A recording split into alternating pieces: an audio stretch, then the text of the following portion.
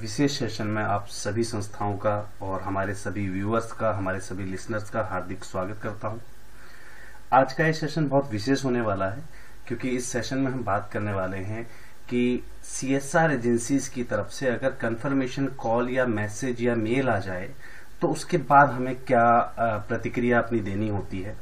और ध्यान रखिएगा, बहुत सारी एनजीओज के हमें कॉल आते हैं कि सर हम प्रोजेक्ट तो अप्लाई करते हैं लेकिन हमारे पास जो है कंफर्मेशन कॉल, मेल, मैसेज या ग्रांट हमें नहीं मिल पाती है।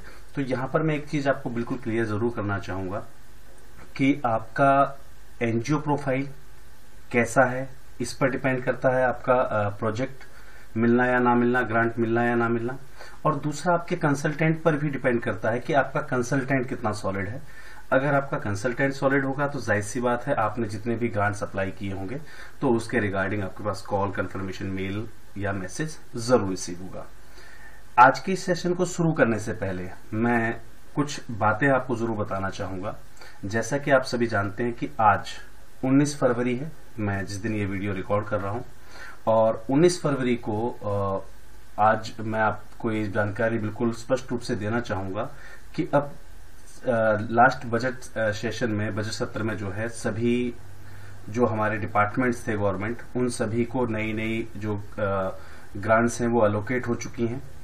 अब 31 मार्च के बाद सभी कंपनीज अपने नए नए सीएसआर जो है वो लॉन्च कर देंगी, उनकी जो ग्रांट है वो वापस जो है अपना सर्कुलर कर देंगी वो अपना।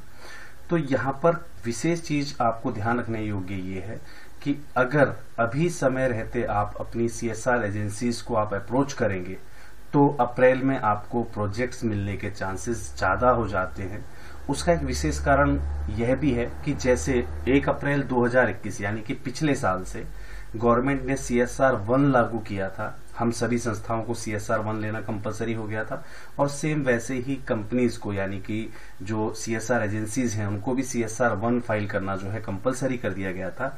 सेम इसी प्रकार इस 1 अप्रैल 2022 से सभी कंपनीज के लिए सीएसआर फॉर्म नंबर 2 भी जो है मैंडेट किया गया है गवर्नमेंट के द्वारा। अब सीएसआर फॉर्म 2 क्या है?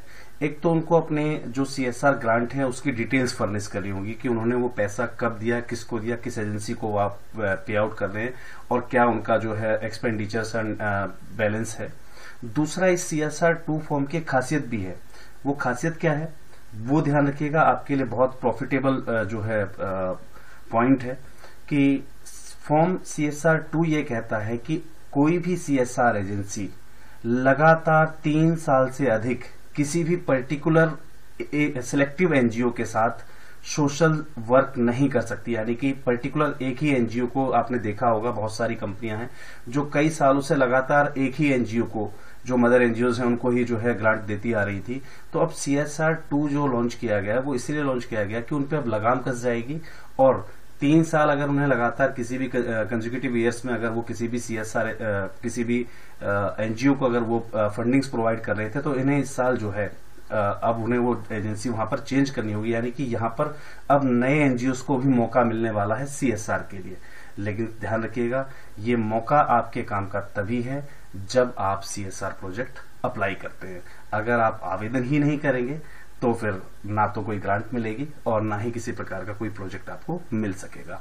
चलिए, हम आज का सेशन में हम बात करने वाले थे कि अगर आप सीएसआर फंड्स के लिए अप्लाई कर रहे हैं और ऐसे में किसी भी सीएसआर एजेंसी की तरफ से, किसी भी फाइनेंसिंग एजेंसी की तरफ से आपके पास किसी प्रकार की कोई कंफर्मेशन मेल आ जाए, मैसेज आ जाए या कॉल आ जाए, तो आप उसके ऊपर आपकी क्या प्रतिक्रिया रहेगी, वो किस टाइप का मेल हो सकता है, किस टाइप की कॉल हो सकती है या किस टाइप का मैसेज हो सकता है, आज हम इस संबंध में बात करने वाले हैं। तो मैं आपको डिटेल में जरूर बताना चाहूंगा।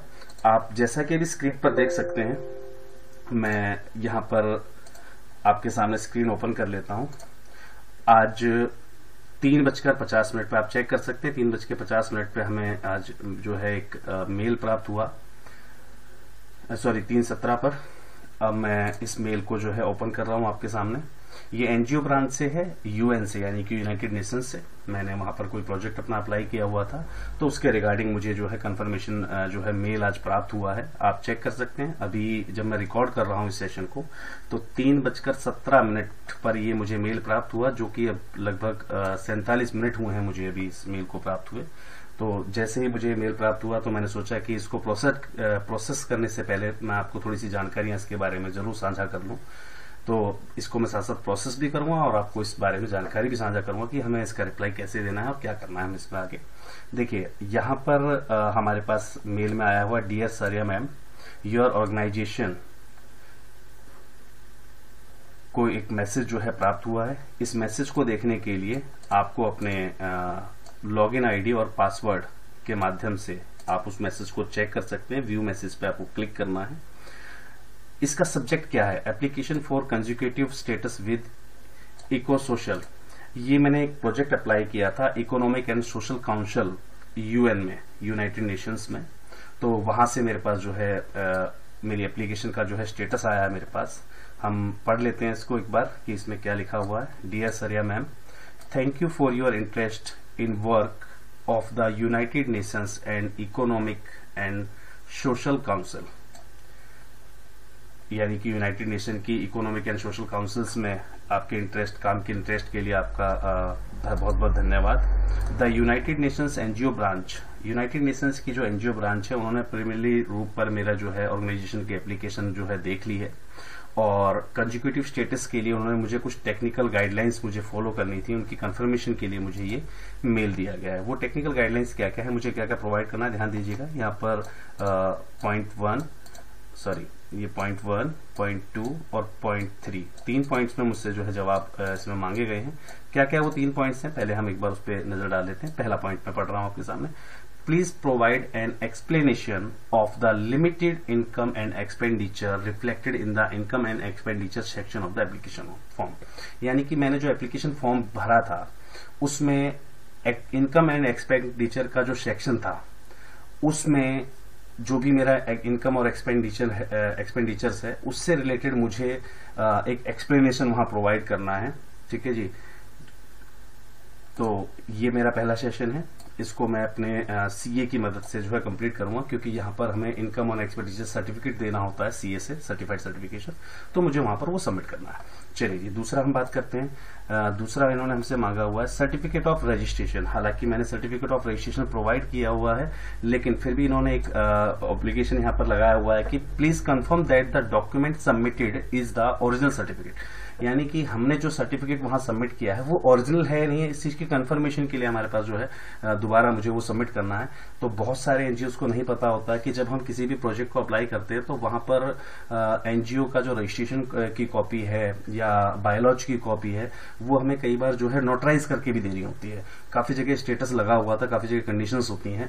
तो मुझे सेम वही है, नॉर्मल सी चीज है। मुझे पहले से इंटीमेट हूं मैं इस चीज के बारे में कि मैंने जब वहां पर अपना रजिस्ट्रेशन सर्टिफिकेट लगाया था तो मैंने उसको जो है सेल्फ टेस्ट करके डाला था केवल, लेकिन अब मुझे जो है वो पर्टिकुलर से जो है नोटराइज करवाना पड़ेगा।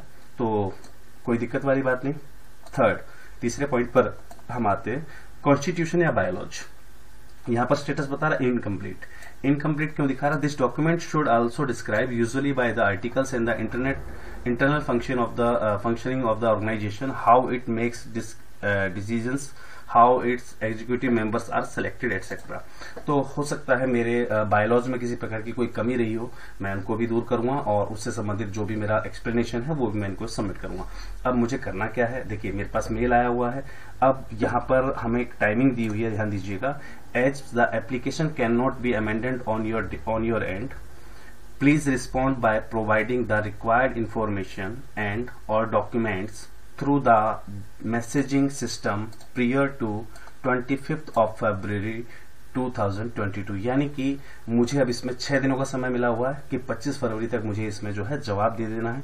और normally please note that both of the NGO branch and eco social community on NGOs will use the organisation headquarter email address as stated in your NGO profile for the further communication। यानी कि मेरा mail ID use किया जाएगा further communication के लिए। If you wish to update या change your profile information, अगर आप उस प्रोफाइल इन्फॉर्मेशन में अपने कोई मेल आईडी वगैरह कुछ भी चेंज करना चाहते हैं तो वो आप चेंज कर सकते हैं। उसके लिए आपको लॉगिन करना है आपके अकाउंट में। आप इनके वेब पेज से देखिए, यहाँ पर आया हुआ बेस्ट रिगार्ड एनजीओ ब्रांच, यानी कि यूनाइटेड नेशन की एनजीओ ब्रांच से मेरे पास ये मेल आया हुआ और मुझे इसमें 25 तारीख तक जो है रिप्लाई करना है। 3 पॉइंट्स मुझसे पूछे गए हैं। चलिए अब बढ़ते हैं हम उस मैसेज की ओर क्योंकि अब हमें वो मैसेज भी वहां पर सर्च कर लेना और मुझे वो कमियां भी वहां पर दूर कर देनी है कि वो कमियां कैसे हो गई। ठीक है, मैंने लिंक पर क्लिक किया है। हम ये सारा सेशन जो है आपके सामने अभी लाइव चल रहा है, इस बात का बिल्कुल विशेष रूप से ध्यान रखिएगा। चलिए जी, मैं यहाँ पर लॉगिन कर लेता हूँ। ये देखिए, ये NGO branch, United Nations department of economic and social affairs, ये मेरी संस्था का मेल आईडी आपको दिखाई दे रहा होगा। और ये लॉग आउट का ऑप्शन है मेरे पास। यहाँ पर हम बात करते हैं जनरल प्रोफाइल की। ये देखिए, मेरे पास मैसेज रेफरेंस नंबर है इसका 449704। Subject application for consultative status with इकोसोशल। इकोसोशल के साथ मुझे मेरा जो कंसल्टेटिव स्टेटस है उसको मुझे डिस्क्राइब करना है। Category application for consultative status same है। सेंट ऑन 18 फरवरी को मुझे मेल किया गया है, 18 फरवरी 2022 को। ठीक है जी, तो अब मैं यहाँ पर चेक कर लेता हूँ। जनरली मेरा प्रोफाइल मैं यहाँ पर चेक कर लेता हूँ। ये देखिए, आप यहाँ पर चेक कर सकते हैं, मेरा संस्था का नाम यहाँ भी लिखा हुआ ऊपर, माधव जन कल्याण फाउंडेशन। यहाँ भी मेरा मेल से ही मैं लॉगिन हूँ, तो ये भी लिखा हुआ है माधव जन कल्याण फाउंडेशन नेशनल एनजीओ। ये मेरा ऑफिस एड्रेस आया हुआ है। यहाँ पर मेरी मेल आईडी है, मेरा ऑर्गेनाइजेशन प्रोफाइल लिखा हुआ है, नॉन गवर्नमेंट ऑर्गेनाइजेशन। और लैंग्वेज जो हमने यहाँ हिंदी इंग्लिश अकेडमी सेलेक्ट की हुई है वो यहाँ पर हमारे पास है। अगर मैं चाहूँ तो इसको अपडेट भी कर सकता हूँ।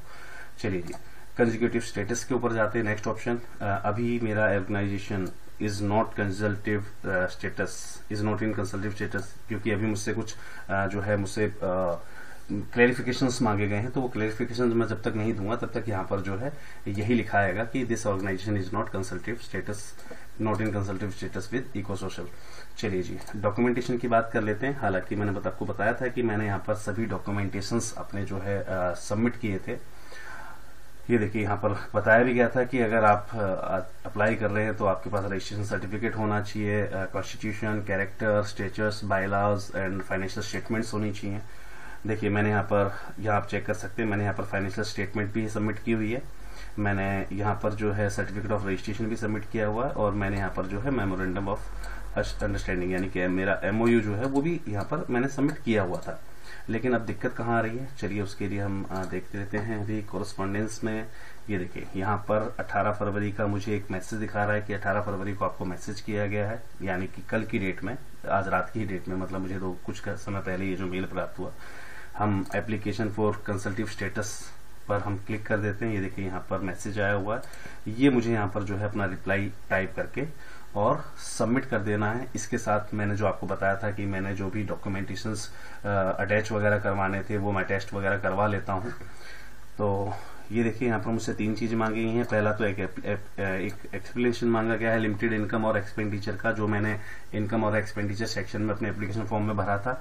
दूसरा, मुझसे रजिस्ट्रेशन सर्टिफिकेट की कॉपी मांगी गई है कि भाई आप प्लीज कंफर्म करें कि वो सर्टिफिकेट की कॉपी जो आपने सबमिट की थी वो ओरिजिनल है या नहीं, यानी कि मुझे उसका एक सर्टिफाइड प्रारूप मैं नोटरी पब्लिक इसको सुबह करवा कर लेकर आऊंगा और उसके बाद इसको सबमिट करूंगा।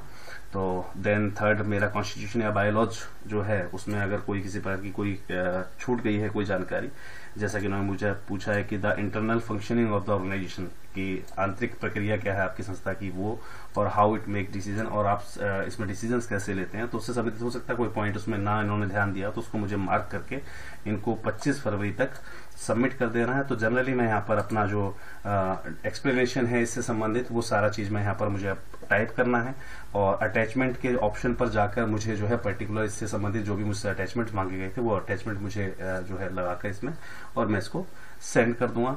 तो ये नॉर्मल सा प्रोसीजर होता है। ठीक है, इसके लिए हमें ज्यादा लंबा वेट नहीं करना होता। हालांकि हमें 6 दिन का समय दिया गया है, लेकिन मैं इसको कल कंप्लीट कर दूंगा क्योंकि बहुत ही नॉर्मल सी क्वेरीज आई हुई हैं, कोई ज्यादा बड़ी चीज नहीं है, इसमें कोई लंबा इश्यू नहीं है।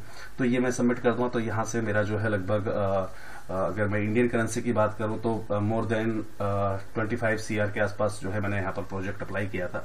तो बहुत सारी चीजें हैं, ध्यान रखिएगा। यहाँ पर बहुत सारे लोग कहेंगे भाई यूनाइटेड नेशन से आप पैसा ले रहे हैं तो आपके पास FCRA है या नहीं है। देखिए, ध्यान रखिएगा, FCRA या कोई भी इस प्रकार का जो रजिस्ट्रेशन होता है ना, उसकी जरूरत तब होती है जब आपके पास डोनर अवेलेबल हो, तब उनके लिए भागिए। हम लोग क्या करते हैं, पहले से ही 12A और ATG और FCRA बनवा कर लेते हैं। ऐसा कुछ भी जरूरी नहीं है। आप नॉर्मली अपना प्रोजेक्ट अप्लाई कीजिए, अगर आपको लग रहा है कि सामने वाली फाइनेंसिंग एजेंसी आपको जो है फाइनेंस कर सकती है, देन आफ्टर आप उस पर्टिकुलर डॉक्यूमेंटेशन के लिए आप जो है रन कर सकते हैं। चलिए, आज की जानकारी में इतना ही। मैं पूरी कोशिश करूंगा कि अगले सेशन में मैं इससे भी बेहतरीन जानकारी, कुछ इससे रिलेटेड, एनजीओ के आपके रिलेटेड बहुत सारी जानकारियां, बहुत सारी ज्ञानवर्धक बातें आपको जरूर शेयर करूं। तो आज के लिए इतना ही। Thank you, thanks a lot. और ध्यान रखिएगा कि आप जब तक आवेदन नहीं करेंगे, ध्यान रखिएगा, मैं फिर कह रहा हूं, जब तक आप आवेदन नहीं करेंगे तब तक ऐसा कुछ भी आपको रिसीव नहीं होगा। और अगर आपको आवेदन करना है तो आपके पास प्रोजेक्ट कंसल्टेंट सबसे बेस्ट होना चाहिए। तो आपको अग्रिम शुभकामनाओं के साथ जय हिंद, जय भारत।